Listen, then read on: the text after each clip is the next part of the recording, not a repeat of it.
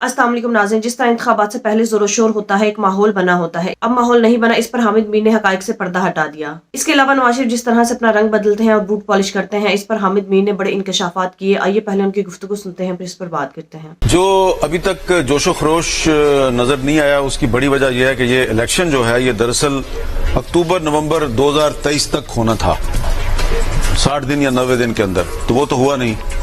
तो उसके बाद फिर गैर यकीनी के बादल मंडलाते रहे इस इलेक्शन के ऊपर। फिर सेनेट ऑफ पाकिस्तान में करारदाद मंजूर की गई कि इलेक्शन को डिले किया जाए। तो आपको भी पता है कि बहुत ताकतवर लोग जो हैं वो चाह रहे थे कि ये इलेक्शन ना हो और निगरान हुकूमत की मुद्दत में इजाफा हो जाए, लेकिन ये इलेक्शन हो रहा है। और मेरा ख्याल है कि ये एक बहुत बड़ा मेरे लिए भी सरप्राइज था कि ये इलेक्शन हो रहा है। और मैं इसको मौजूदा तो नहीं कहूंगा, लेकिन ये किसी न किसी की करामत है। ये सिर्फ आप सुप्रीम कोर्ट को इसका क्रेडिट ना दें, ये कहीं ना कहीं से कुछ हुआ है कि ये इलेक्शन हो रहा है। तो इस इलेक्शन का होना एक बहुत बड़ी बात है। अब दूसरा जो फैक्टर है कि जिसकी वजह से आपको ज्यादा एक्टिविटी नजर नहीं आ रही, कि जो एक मेजर पॉलिटिकल पार्टी है उसके उम्मीदवार जो हैं, उन्होंने जब भी पब्लिक में निकल के जलसा करने की कोशिश की, कैंपेन चलाने की कोशिश की, किसी को उठा लिया गया, किसी को मुकदमे में इन्वॉल्व कर दिया गया। तो ये एक दूसरी वजह है। जाहिर बात है, बिलावल साहब ने पूरे मुल्क में जलसे किए। आप बिल्कुल सही कह रहे हैं कि उन्होंने बड़ी भरपूर कैंपेन चलाई, उनको रोका तो नहीं ना किसी ने। उन्होंने खैबर पख्तूनख्वा में जलसों का आगाज किया तो उनको रोका तो नहीं ना किसी ने। लेकिन जिस जगह पे बिलावल साहब जलसे कर रहे थे, वहीं पे जब तहरीक इंसाफ ने जलसा करने की कोशिश की, उनको रोका गया, उनके कारकुनों को भी रोका गया और उनके रहनुमाओं को भी रोका गया। तो इसकी वजह से एक ऐसा माहौल जो है वो नहीं क्रिएट हुआ कि आप ये पब्लिक जो है वो देखे कि जनाब बड़े बड़े जलसे हो रहे हैं। जो बड़े बड़े जलसे जो है वो या नून लीग ने किए हैं या पीपल्स पार्टी ने किए हैं। तहरीक इंसाफ एक मेजर पॉलिटिकल पार्टी थी, वो नहीं कर सकी। पीटीआई के अक्सर उम्मीदवार हैं आज के दिन तक, यानी कि आज सुबह तक जो मुझे इन्फॉर्मेशन मिल रही है वो यही मिल रही है जी कि उनको कोशिश की जा रही है कि उनको पोलिंग एजेंट भी ना मिले। तो अगर किसी का बाप उठा लिया गया, किसी का भाई उठा लिया गया और रिश्तेदार उठा लिए गए, चचा ताया, तो वो क्यों उठाए जा रहे हैं? सवाल ये पैदा होता ना। तो अगर तो उन्होंने कहीं यकीन दहानी करवाई हुई है तो फिर उनके रिश्तेदारों को उठाने की जरूरत नहीं है। तो मेरा ख्याल है कि जिन्होंने यकीन दहानी करवाई हुई है, जिनकी तरफ इशारा है साफी साहब का, अगर ये जीत जाते हैं और इनको कामयाबी मिल जाती है और फिर ये अपनी जो असल पार्टी है उसके फैसले, उसकी पॉलिसी के मुताबिक नहीं चलते, तो बहुत से लोगों ने तो कुरान पे हलफ भी दिया हुआ है। तो पंजाब का तो मुझे नहीं पता कि उनके साथ क्या होगा, लेकिन खैबर पख्तूनख्वा में उनके साथ कोई अच्छा सलूक नहीं होगा।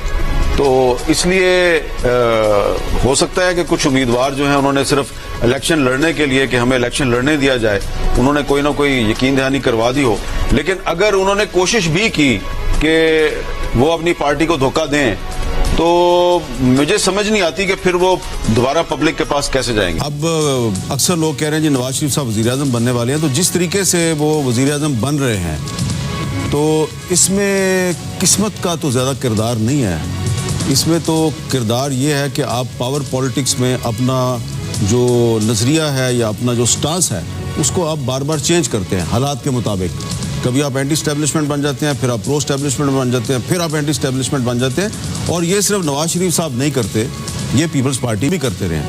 अभी साफी साहब बार बार कह रहे हैं कि 11 साल तक इस्टेब्लिशमेंट ने इमरान खान को की परवरिश की। वो भी ज़माना है जो आप अपने सीनियर से पूछे, हमारे जो मैनेजमेंट के लोग हैं, कि क्या परवेज़ मुशर्रफ की जो हुकूमत थी उसने एक ब्लैक लिस्ट नहीं दी थी 5 आदमियों की कि ये 5 MNA जो हैं ये कैपिटल टॉक में नहीं आने चाहिए। सबसे ऊपर इमरान खान का नाम था, ठीक है ना।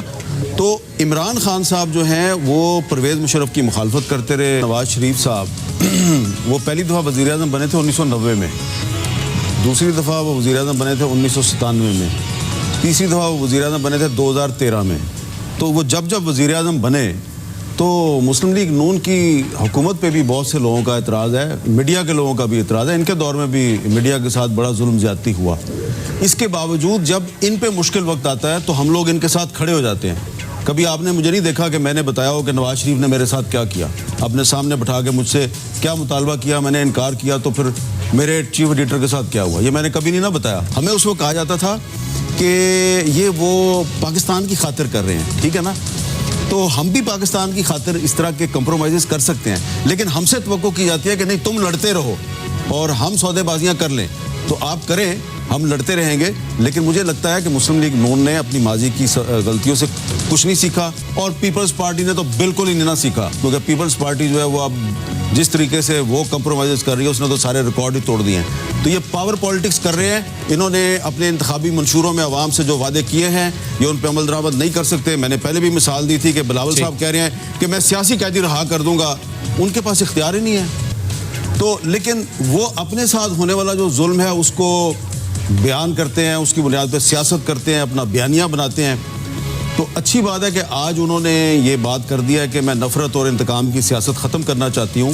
لیکن تھوڑی دیر انہوں نے کر دی، کیونکہ بلاول صاحب نے تو اپنی کمپین کے آغاز میں یہی بات کہنی شروع کی تھی کہ ہمیں نفرت اور انتقام کی سیاست ختم کرنی ہے. میں سمجھتا ہوں کہ اب یہ جس طرح کہ ابھی مریم نواز شریف صاحبہ نے آج اپیل کیا ہے کہ 8 فروری کو ووٹر جو ہیں وہ خود بھی گھر سے نکلیں اور اپنے جو اہل خانہ ان کو بھی لے کے نکلیں.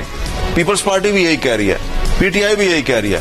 تو اب جب سب پارٹیاں جو ہیں وہ یہ چاہ رہی ہیں کہ ایک ٹرن آؤٹ جو ہے وہ 55% یا 60% سے آگے چلا جائے، تو اس کا مطلب ہے سب کو پتا ہے کہ ووٹر کا نکلنا بڑا ضروری ہے. اور یہ میں سمجھتا ہوں کہ ووٹر کو خود بھی سوچنا چاہیے کہ وہ خود اگر ازیوم کر کے گھر میں بیٹھ جائیں گے کہ فیصلہ تو ہو چکا ہے، اب ہمارے ووٹ سے کیا ہوگا.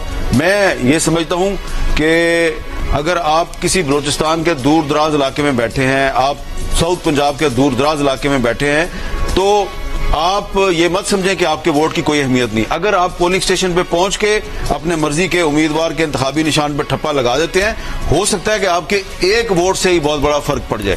اس لیے آپ 8 فروری کو گھر سے نکلیں اور کوشش کریں کہ 12-1 بجے سے پہلے آپ کا ووٹ کاسٹ ہو جائے. ناظرین، جیسا کہ آپ نے دیکھا کہ نواز شریف اس ملک پر مسلط ہونے کے لیے چاپلوسی اور بوٹ پالش کر کے ہی آتا ہے، اور اس بار بھی یہ پاکستان کی ہسٹری میں بوٹ پالش کرنے کے اور چاپلوسی کرنے کے ریکارڈ بنا رہا ہے، اور صرف اقتدار پر مسلط ہونے کے لیے. ناظرین، جیسا کہ حامد میر اور بہت سے صحافیوں کا کہنا ہے کہ جس طرح سے پی ٹی آئی کے نکر میں لگایا جا رہا ہے انہیں جلسے کرنے کی اجازت تک نہیں دی جا رہی. جیسا کہ آج زرتاج گل نے جلسہ کرنے کی کوشش کی تو اسے پولیس نے گھیر لیا. جب اس طرح کا ماحول ہوگا تو پھر انتخابی سرگرمیاں کیسے ہوگی، کیسے انتخابات کا ماحول بن سکے گا؟ ناظرین، یہ تو نام کی جمہوریت ہے، صرف لوگوں کو بے وقوف بنانے کے لیے کسی کو بھی زبردستی اس ملک پر مسلط کر دیا جاتا ہے. لیکن حامد میر کا کہنا تھا کہ عوام ابھی بھی مایوس نہ ہو، اپنی ووٹ کی طاقت کو استعمال کرے، کیونکہ اس نظام کو صرف ووٹ کی طاقت سے ہی بدلا جا سکتا ہے. عوام کو چاہیے کہ وہ ووٹ کی طاقت سے اس غلامی کی زنجیروں کو توڑ دے. اب صرف اور صرف عوام ہی ہے جو اس پورے نظام کو بدل سکتی ہے. لہٰذا کوئی گاؤں ہو یا شہر ہو، یہ میٹر نہیں کرتا. اب میٹر صرف یہ کرتا ہے کہ ووٹ کتنا قیمتی ہے. 8 فروری کو عوام کو چاہیے کہ وہ گھروں سے نکلے اور اپنی من مرضی کے لیڈر کو منتخب کریں، تاکہ اس ملک میں جمہوریت کو دوبارہ سے بحال کیا جا سکے اور یہ نظام اپنی موت آپ مر جائے. 8 فروری کو عوام اپنے عزیزوں قرابہ و دوست احباب سب کو اکٹھا کر کے اس بات کو یقینی بنائے کہ ووٹ صرف اور صرف پی ٹی آئی کے امیدواروں کو ڈالے. ناظرین، حامد میر کے مطابق نون لیگ اور پیپلز پارٹی نے اپنے ماضی سے کچھ بھی نہیں سیکھا. جن لوگوں کی چاپلوسی کر کے بوٹ پالش کر کے اقتدار حاصل کرتے ہیں، پھر اقتدار میں آنے کے بعد وہی لوگ ان کو اقتدار سے اتار پھینکتے ہیں. لیکن انہوں نے آج تک کچھ نہیں سیکھا. اس طرح دھاندلی سے جو حکومتیں بنائی جاتی ہے، جن حکومتوں کو عوام کی نمائندگی حاصل نہیں ہوتی، ان کا یہی انجام ہوتا ہے. آج اگر زبردستی نواز شریف اس ملک پر مسلط ہو بھی گیا تو اس کی حکومت 5 سے 6 مہینے سے زیادہ نہیں ٹک پائے گی. ناظرین، ایک نہ ایک دن تو اس غلیظ نظام نے ختم ہونا ہی ہے، تبھی صحیح جمہوریت مارز وجود میں آ سکے گی. وہ جمہوریت جو علامہ اقبال اور قائد اعظم کے نظریے کی عکاسی کرتی ہوگی. لہٰذا عوام کو چاہیے کہ اپنے ووٹ کا صحیح حق استعمال کرتے ہوئے 8 فروری کو گھروں سے نکلے اور اس نظام کو بدلنے میں کپتان کی مدد کرے. ناظرین، آپ کی اس بارے میں کیا رائے ہے؟ کامنٹ میں ضرور بتائیے گا. اگلی ویڈیو میں ملتے ہیں، تب تک کے لیے اللہ حافظ.